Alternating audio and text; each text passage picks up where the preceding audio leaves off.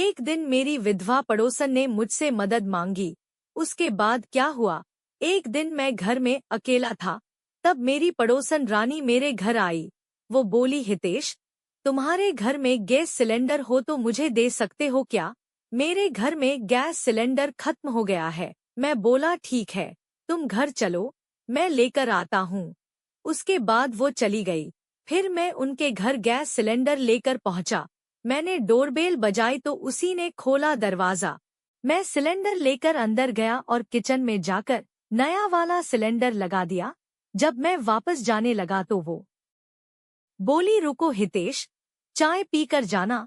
हम दोनों साथ में बैठकर पीने लगे और उस दिन मेरी उससे काफी बात हुई। वो बोली, मुझे नंबर ही देते जाओ। मैंने कहा, तुम मेरे फोन पर मिस कॉल कर दो, मैं सेव कर लूंगा। मैं फिर वहां से खाली सिलेंडर लेकर वापस आ गया। फिर रात को मैं खाना खाकर व्हाट्सएप देखने लगा। रात के 10 बज चुके थे। मैंने देखा तो वो ऑनलाइन थी। फिर मैंने उसको मैसेज किया तो उसने देखा ही नहीं। फिर 10 मिनट के बाद उसका मैसेज आया। उसने लिखा, तुम सोए नहीं हो अब तक? मैंने कहा, नहीं, अभी नींद नहीं आ रही। तुम क्यों नहीं सोई? रानी, बस मुझे भी नींद नहीं आ रही। मैं एक बात बोलूं, अगर बुरा ना मानो तो? रानी, हाँ, कहो। मेरे विचार में तुम्हें दूसरी शादी कर लेनी चाहिए। वो बोली, नहीं, मैं 40 की हो चुकी हूँ और बेटी भी 10 से ऊपर की हो गई है। मगर तुम्हें देखकर बिल्कुल ऐसा नहीं लगता कि तुम इतनी उम्र की हो। वो बोली, मस्का न लगाओ, अब इस उम्र में कौन शादी करेगा मुझसे? तुम बुरा मत मानना रानी, लेकिन तुम मुझे बहुत पसंद हो, शुरू से ही। उसके बाद रानी की ओर से कोई जवाब नहीं आया। फिर 10 मिनट के बाद उसने बोला, गुड नाइट, कल बात करते हैं। मैंने भी उसको गुड नाइट कहा और फिर सो गया। अगले दिन रानी का कॉल आया कि एक बार घर आ जाओ, कुछ जरूरी काम है। मैं उसके घर गया तो उसने दरवाजा खोला और मुझे देखकर बोली, इतनी जल्दी आ गए? फिर जब वो चाय लेकर आने लगी तो टेबल के पास पहुंचकर उसको ठोकर लगी और चाय छलक कर उसके और मेरे कपड़ों पर जा गिरी।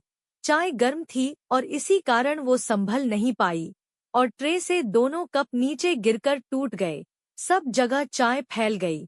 मैं थोड़ी देर बाद संभला। मैंने कहा, कोई बात नहीं, तुम्हें कहीं लगी तो नहीं?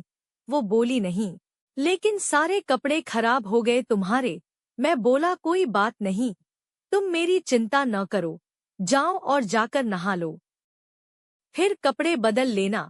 वो बोली, तुम भी बदल लो, ऐसा न हो कहीं से जल गया हो। मैं बोला, ठीक है, मगर पहले तुम बदल लो, मैं बाद में कर लूंगा। वो बाथरूम में नहाने चली गई, मगर तभी लाइट चली गई। पूरे घर में अंधेरा हो गया। उसने अंदर से आवाज लगाकर कहा, हितेश, बेड पर टॉर्च होगी, एक बार ले आओगे क्या? मैंने कहा, हाँ, लाता हूँ। 2 मिनट रुको। मैं फोन की लाइट जलाकर टॉर्च ले आया और उसको देने लगा। वो बोली, एक बार मेरा गाउन भी पकड़ा दो। मैं वहीं बेड पर भूल आई। फिर मैं गाउन लेकर आया और उसको अंदर बाथरूम में पकड़ा दिया। वो बोली, ठीक है, ये टॉर्च बाहर ही रख लो, तुम्हें भी तो रोशनी चाहिए। मैंने टॉर्च को वहीं बाथरूम के गेट के सामने रख दिया। जब नहाकर आने लगी तो उसको ठोकर लगी और वो वहीं पर गिर पड़ी। वो एकदम से चीखी और मैंने दौड़कर उसे उठाया, मगर जब उसको उठाने लगा तो मेरा पैर भी फिसल गया और